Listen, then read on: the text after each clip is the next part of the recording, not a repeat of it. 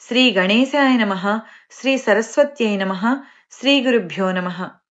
అధ్యాయం 23. శ్రీ గురుచరిత్ర. సిద్ధముని ఇంకా ఇలా చెప్పారు. నామధారక, శ్రీగురుడు గొడ్డుబర్రె నుండి పాలు పితికించడంతో అంతవరకు గుప్తంగా ఉన్న ఆయన మహిమ వెల్లడైపోయింది. ఆ మర్నాడు కొందరు గ్రామస్థులు మట్టి తోలుకోవడానికి బర్రెను బాడుగకు ఇవ్వమని అడగడానికి వచ్చారు.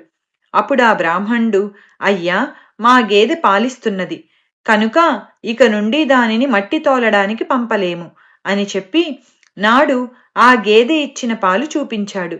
ఆ గ్రామస్థులు, అరరే, ఇంతవరకు ఒక్కసారైనా కట్టని ఈ ముసలిబర్రె పాలు ఎలా ఇచ్చింది అని ఆశ్చర్యపోయారు. అద్భుతమైన ఈ వార్త ఆ ప్రాంతమంతా పాకి ఆ నగరమేలే రాజుకు చేరింది. అతడాశ్చర్యపడి కుతూహలంతో బ్రాహ్మణుని ఇంటికి వచ్చి చూచి అది సంగమంలో నివసిస్తున్న యతీశ్వరుని మహిమ అని తెలుసుకున్నాడు. వెంటనే అతడు సకుటుంబంగా పరివారంతో కూడా సంగమానికి వెళ్ళి శ్రీగురునికి పొర్లుదండాలు పెట్టి సాష్టాంగ నమస్కారం చేసి ఇలా స్తుతించాడు. జగద్గురు, మీకు జయము. మాయామోహితుడనైన నాకు త్రిమూర్తి స్వరూపులైన మీ అపార మహిమ తెలియలేదు. పరంజ్యోతి స్వరూప, నన్ను మీరే ఈ సంసారం నుండి ఉద్ధరించాలి. పామర్ల దృష్టికి మానవునిలాగా కనిపించే మీరు విశ్వకర్తలు. శ్రీ నరసింహ సరస్వతి సంతోషంతో అతనిని ఆశీర్వదించి, రాజా, మేము తపస్సులము, అరణ్యంలో నివసించే సన్యాసులము. నీవు సకుటుంబంగా పరివారంతో మా దర్శనానికి వచ్చావేమి అన్నారు. రాజు సవినయంగా నమస్కరించి, ప్రభు, మీరు భక్తులను ఉద్ధరించడానికి అవతరించిన నారాయణులే. వాత్సల్యంతో వారి కోరికలను అనుగ్రహించి సంతోషపెట్టడమే మీ స్వభావము. అట్టి మీరు ఈ అడవిలో నివసించడమెందుకు? నా ప్రార్థనను మన్నించి మీరు గంధర్వపురంలోనే నివసించండి. మీరు అనుష్ఠానం చేసుకోవడానికి మఠం నిర్మించి సమర్పించుకుంటాను. మీరు అక్కడ ఉండి మమ్మల్ని ఉద్ధరించండి, మా పట్టణాన్ని పావనం చేయండి అని స్వామి పాదాలు పట్టుకున్నాడు. అప్పుడు స్వామి, ఇది భగవదేచ్ఛ. మేము ప్రకటమయ్యే సమయం ఆసన్నమైనది కనుక కొంతకాలం గంధర్వపురంలో నివసించి రాజును భక్తులను రక్షించాలి అనుకుని అనుమతించారు. రాజు ఎంతో సంతోషించి శ్రీగురుణ్ణి పల్లకీలో కూర్చోబెట్టి వాద్య నృత్య గీతాదులతో పట్టణానికి తీసుకువెళ్ళాడు. పల్లకీకి ముందు ఏనుగులు, గుర్రాలు, వాటి వెనుక రాజు, అతని పరివారము, వందిమాగధులు నడిచి వచ్చారు. రాజు స్వయంగా స్వామికి ఛత్రం పట్టుకున్నాడు. విప్రులు వేదమంత్రాలు చదువుతుంటే వందిమాగధులు శ్రీగురుని స్తుతిస్తున్నారు. నగరవాసులందరూ భక్తితో స్వామికి ఎదురేగి జయ జయధ్వానాలు చేస్తూ ఊరిలోకి తీసుకొని వస్తున్నారు. ఊరేగింపు పడమటి దిక్కు నుండి గంధర్వ నగరంలో ప్రవేశిస్తున్నది. అక్కడొక పెద్ద రావి చెట్టు ఉన్నది. దాని సమీపంలోని ఇళ్లన్నీ పాడుబడి నిర్మానుష్యంగా ఉన్నాయి. అందుకు కారణం, ఆ చెట్టు మీద ఒక బ్రహ్మరాక్షసుడుండేవాడు. అతడు ఆ ప్రదేశంలోకొచ్చిన మానవులను, జంతువులను మృంగివేస్తూ ఉండేవాడు. అతనికి భయపడి ఆ ప్రాంతంలోని వారందరూ తమ ఇండ్లు విడిచిపోయి ఆ పట్టణంలోనే వేరొక చోట నివసిస్తున్నారు. ఊరేగింపు ఆ చెట్టు దగ్గరకు రాగానే స్వామి తమ పల్లకీ నుండే ఆ చెట్టుపైకి చూచారు. మిగిలిన ఎవ్వరికీ కనిపించకపోయినా ఆ బ్రహ్మరాక్షసుడు చెట్టు దిగి వచ్చి స్వామికి నమస్కరించి తననుద్ధరించమని ప్రార్థించాడు. పరాత్పరుడు, కరుణామూర్తి అయిన శ్రీ నరసింహ సరస్వతి అతని తలపై తమ చేయి పెట్టి ఆశీర్వదించారు. తక్షణమే అతనికి మానవాకారమొచ్చి అందరికీ కనిపించాడు. స్వామి అతనితో, నాయనా, నీవు వెంటనే సంగమానికి వెళ్లి స్నానం చేయి, నీ పాపం నశించి ముక్తి పొందుతావు అని ఆదేశించారు. అతడు స్వామికి నమస్కరించి వెంటనే సంగమానికి వెళ్లి స్నానం చేసి ఆ శరీరం విడిచిపెట్టి ముక్తి పొందాడు. ఈ సన్నివేశం చూచిన పట్టణవాసులు శ్రీగురుడు సాక్షాత్తు పరమేశ్వరుడని తెలుసుకున్నారు.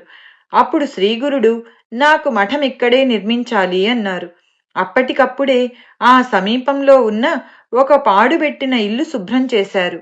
దానినే ఆ రాజు ఒక మఠంగా రూపొందించి స్వామికి సమర్పించారు. స్వామి అందులో ఉంటూ రోజూ స్నానానికి, అనుష్ఠానానికి, సంగమానికి వెళ్ళి వచ్చేవారు. నిత్యము రాజు ఆయనను దర్శించి పూజించేవాడు. శ్రీగురుడు సంగమానికి వెళ్ళేటప్పుడు, మళ్లీ తిరిగి మఠానికి తిరిగి వచ్చేటప్పుడు ఆయనను పల్లకీలో కూర్చోబెట్టి రాజమర్యాదలతో తీసుకువెళ్లేవారు. నిత్యము ఎందరెందరో శ్రీగురు దర్శనానికి వస్తూ ఉండేవారు. ఆ పట్టణంలో ప్రతి నిత్యము బ్రాహ్మణ సంతర్పణలు జరుగుతూ ఉండేవి. అలా శ్రీగురుని కీర్తి గ్రామ గ్రామాలకు పాకిపోయింది. గంధర్వ నగరానికి కొద్ది దూరంలోని కుమసి అనే గ్రామంలో త్రివిక్రమ భారతి అనే సన్యాసి ఉండేవాడు. వేదవిధుడైన ఆ యతి నిత్యము నృసింహావతారాన్ని మానస పూజతో ఉపాసిస్తూ ఉండేవాడు. ఇతడు శ్రీగురుని గురించి విని ఆ యతి దాంభికుడు, సన్యాసాశ్రమ ధర్మానికి విరుద్ధంగా వైభవం అనుభవిస్తున్నాడు అని ఆక్షేపిస్తుండేవాడు. విశ్వవ్యాపి సర్వసాక్షి అయిన శ్రీగురుడు ఆ సన్యాసి చేస్తున్న ఆత్మనిందను తెలుసుకున్నారు.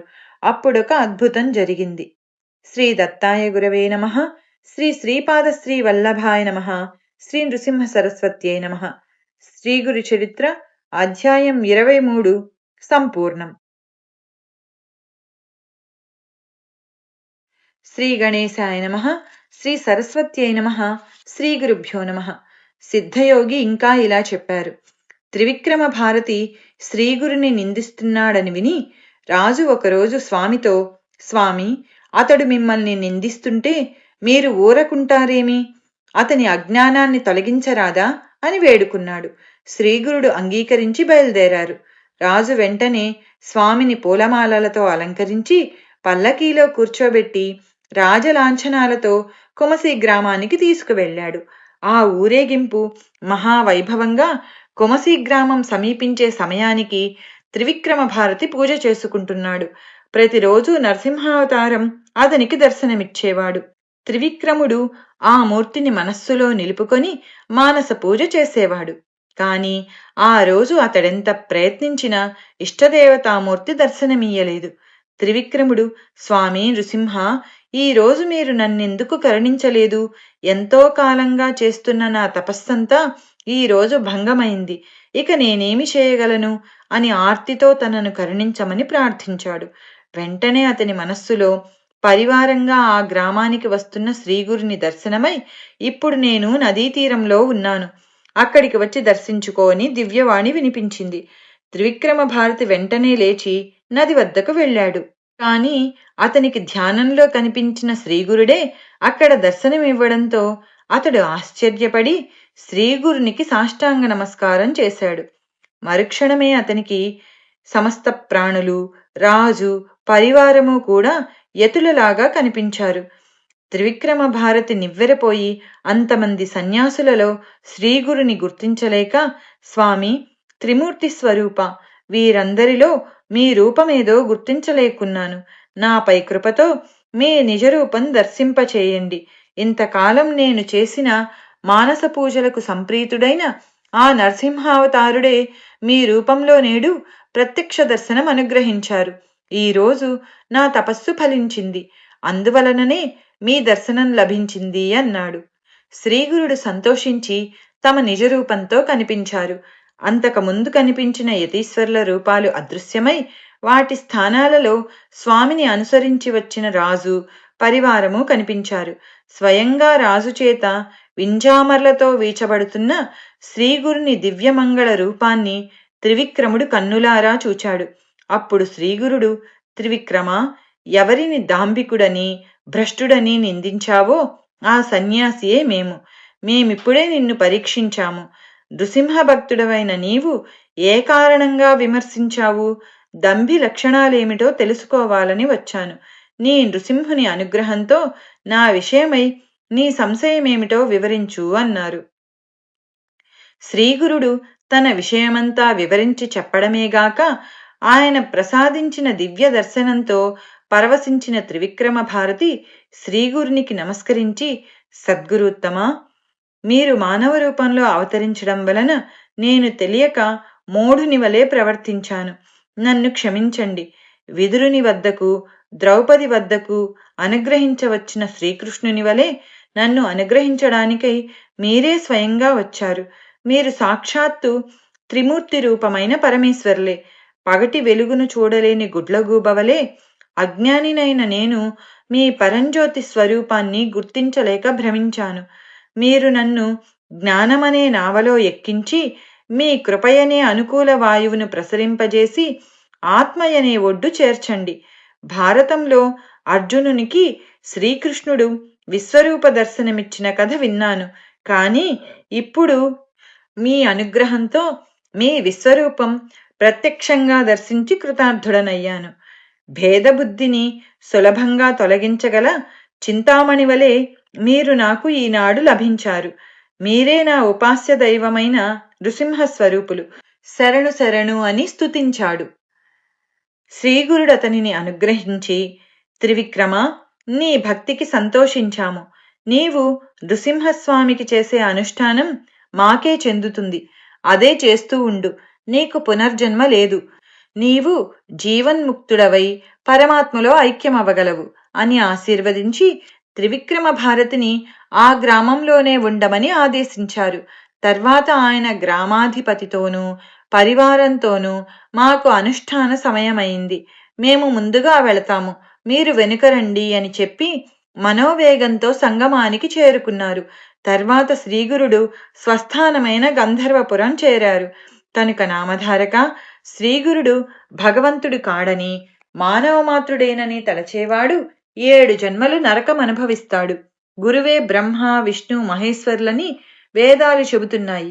నా మాటపై విశ్వాసముంచి లోకులు శ్రీ గురుపాదాలను ఆశ్రయింతురుగాక. అందరికీ అందుబాటులో ఈ గురుకథ అనబడు చలివేంద్రమును స్థాపించాము. దీని నుండి ప్రజలు గురుకథామృతమును సేవింతురుగాక అన్నారు సిద్ధయోగి. శ్రీదత్తాయ గురవే నమః. శ్రీ శ్రీపాద శ్రీ వల్లభాయ నమః. శ్రీ నృసింహ సరస్వత్యై నమః. శ్రీ గురుచరిత్ర అధ్యాయం 24 సంపూర్ణం. శ్రీ గణేశాయ నమః. శ్రీ సరస్వత్యై నమః. శ్రీ గురుభ్యో నమః. అధ్యాయం 25 శ్రీ గురుచరిత్ర. శ్రీగురుడు అక్కల్కోట స్వామిలాగా విద్యాగర్వాంధులైన పండితులకు గర్వభంగం చేయడానికి అంత్యజుని చేత వేదం చదివిస్తారు. ఈ కుపండితులు వేద విప్ర నిందలో యవనరాజు చేతిలో కీలుబొమ్మలయ్యారు.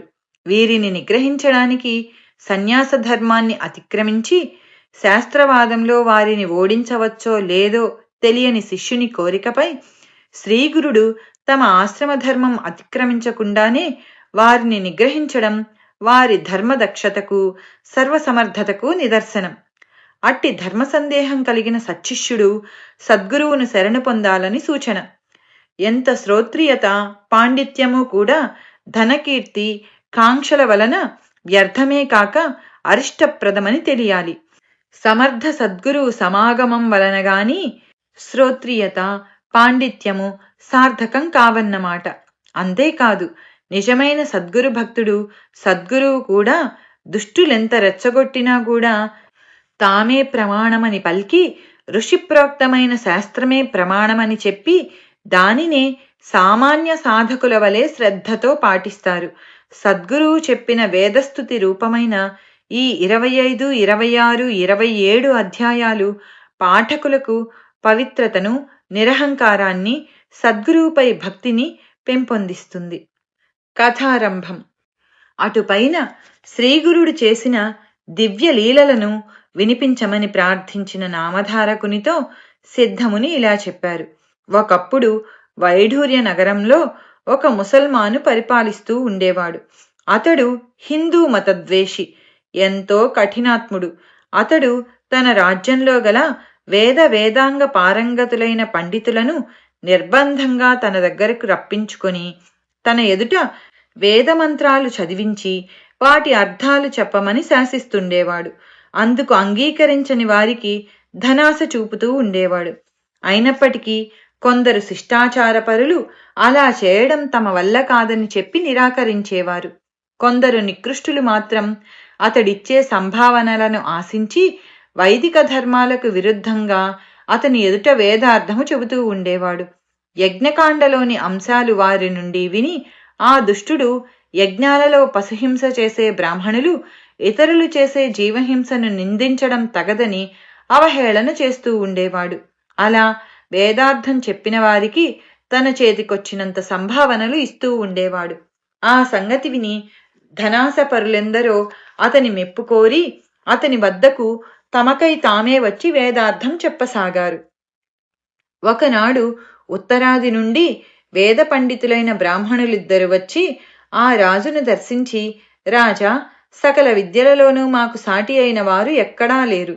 మేము దేశంలోని వేద పండితులను శాస్త్రవాదంతో ఎదుర్కొని జయించడానికి బయలుదేరాము.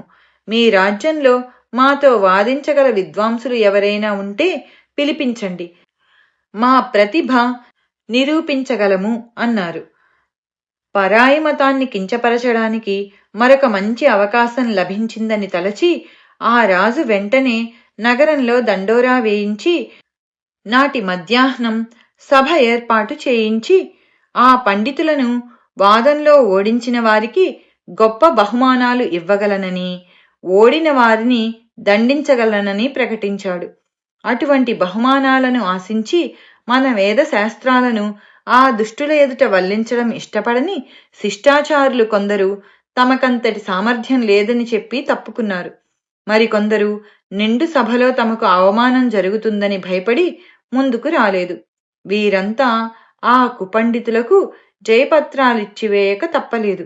అప్పుడా రాజు ఆ పండితులిద్దరికీ వస్త్రాలు, ఆభరణాలు, భారీ ఎత్తున కానుకలు బహుమానమిచ్చి ఏనుగెక్కించి మేళతాళాలతో ఊరేగించాడు. వారికొక అగ్రహారం కూడా ఇచ్చాడు. వేద పండితులే కించపరచడం ఆ రాజుకు వినోదమైంది. అంతటితో ఆ పండితులిద్దరూ మరింత గర్వించి ఆ నగరంలోని విద్వాంసులందరినీ నోటికి వచ్చినట్లు దూషించసాగారు.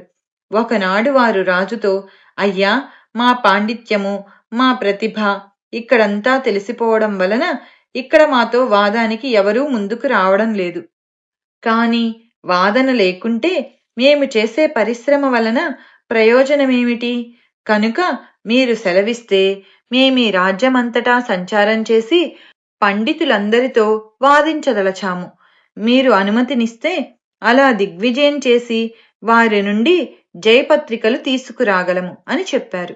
రాజు అందుకు అంగీకరించి వారిని సగౌరవంగా సాగనంపాడు. వారు ఏనుగులనెక్కి దక్షిణ దిశగా బయలుదేరి ఊరూరా తిరిగి జయపత్రికలు పొందసాగారు. వాళ్ళిద్దరూ ప్రజల జయజయధ్వానాలతో పర్యటిస్తూ ఒకరోజు కుమసి గ్రామానికి వచ్చారు. అచటి త్రివిక్రమ భారతి వేదాంగ పారంగతుడని విని ఆయనను దర్శించి, ఏమయ్యా, నీవు వేదజ్ఞుడవైతే మాతో వాదించు, లేకుంటే ఓటమి అంగీకరిస్తూ మాకు జయపత్రమైనా ఇవ్వు అన్నారు. అందుకు త్రివిక్రమ భారతి, అయ్యా, నాకు వేదం రాదు. వచ్చి ఉంటే నేను కూడా మీలాగే రాజసన్మానాలు అందుకుంటూ భోగాలు అనుభవించేవాడినే కదా. నేను ఈ అరణ్యంలో ముక్కు మూసుకొని కాలక్షేపం చేస్తున్న భిక్షువును. నాలాంటి వాడిని జయించినా మీకు వచ్చేది ఏమీ లేదు. మీరు నాతో వాదించడం కేవలం పిచ్చుక మీద బ్రహ్మాస్త్రం వేసినట్లే అవుతుంది అని చెప్పాడు. ఆ పండితులు, అయ్యా, మాతో వాదించగలవారు మాకెక్కడా కనిపించలేదు. కనుకనే మాకు లెక్కలేనన్ని జయపత్రాలు లభించాయి. శ్రీ గణేశాయ నమః. శ్రీ సరస్వత్యై నమః. శ్రీ గురుభ్యో నమః. 22, 23, 24 అధ్యాయాలు ఈ క్రింది విషయాలను విశదపరుస్తాయి. త్రిమూర్త్యాత్మకుడైన సద్గురువు సర్వసమర్థుడు. ఆయన వాక్కు పరమేశ్వర శాసనమే. శ్రీ అక్కల్కోట స్వామిలాగా శ్రీగురుడు కూడా మాట మాత్రం చేత ఒక గొడ్డు బర్రెను పాడిగేదెగా మార్చాడు. ఇష్టదేవతోపాసన సద్గురువును ఆశ్రయించడంతో కాని సఫలం కాదని, సద్గురువు సకల దేవతా స్వరూపమని, విశ్వరూపుడని శ్రీ సాయిబాబా చరిత్రలాగా ఈ చరిత్రలోని త్రివిక్రముని అనుభవం తెలుపుతుంది. అంతేగాక ఇంకా ఈ క్రింది అంశాలు కూడా గమనించదగినవి. అతని వంటి సన్యాసులకు, పండితులకు కూడా ధర్మసూక్ష్మం తెలపవలసిన వాడు శ్రీగురుని వంటి సద్గురుడే. కుమసీ గ్రామానికి ఆయనతో వచ్చిన రాజు పరివారము గొప్ప యతి సంఘంగా దర్శనమిస్తారు. సద్గురు భక్తులైన సంసారులు కూడా అంతరంగంలో నిష్కాములైన సన్యాసులే. సద్గురువుని ఆశ్రయించని సన్యాసులు కూడా ద్వంద్వాలను విడవని సంసారులుగానే ఉండిపోతారు. కథారంభం. నామధారకుడు సిద్ధముని, మీ వలన నాకు అజ్ఞానాంధకారము తొలగి జ్ఞానోదయమైంది. అందువలన మీరే నా గురుదేవులు. కామధేనువు వంటి శ్రీగురు చరిత్ర నాకు వినిపించి నాలో గురుభక్తిని వికసింపజేస్తున్నారు. శ్రీ గురుకథ నా మనసును హరిస్తున్నది. అటుపైన ఏమి జరిగిందో సెలవీయండి అని ప్రార్థించాడు. సిద్ధయోగి, నాయనా, నీకు గురుకృప లభించింది. నీకు ఈ కథ వినిపించడం వల్ల నా జన్మ కూడా ధన్యమైంది.